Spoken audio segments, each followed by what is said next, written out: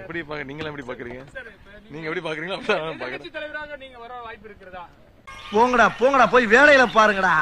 Department மேல பூரா கோவமா இருக்கேன் நானு. போ போ. என்ன ஒரு மேண்டேட் கொடுத்திருக்காங்க மக்கள்? அது மக்கள் என்ன தீர்ப்பு கொடுத்திருக்காங்களோ அது நான் மதிக்கிறோம், அதுக்கு தலைவணங்குறோம், அதை ஏத்துக்கிறோம். அது அட வெக்கம் கட்டுவீங்களா?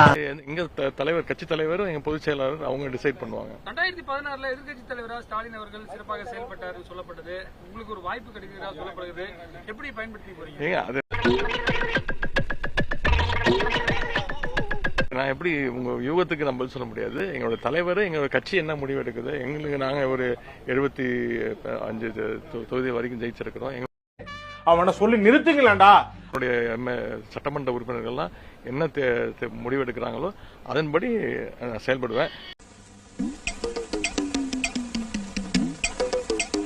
எனக்கு சேப்பாக்க திருவல்லிக்கேணி மக்கள் எனக்கு மீண்டும் வாய்ப்பு கொடுத்திருக்கிறாங்க. அவங்களுடைய நம்பிக்கைக்கு பாத்திரமாக என்னுடைய பணிகள்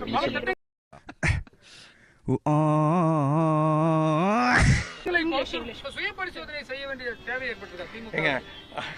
திமுக பார்க்காத தோல்வியும் கிடையாது, திமுக பார்க்காத வெற்றியும் கிடையாது. அத வேற ஞாபகப்படுத்திட்டீங்க. நெஞ்சமெல்லாம் பொண்ணு அறக்கு தம்பி, மறக்க முடியல.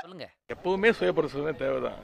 பாப்போம், இது மக்கள் இந்த முடிவு எடுத்திருக்கிறாங்க, அதை அக்செப்ட் பண்ணுவோம். ஆனா எங்களுடைய கடமையை நாங்க மக்களுக்காக செஞ்சுட்டு தான் இருப்போம்.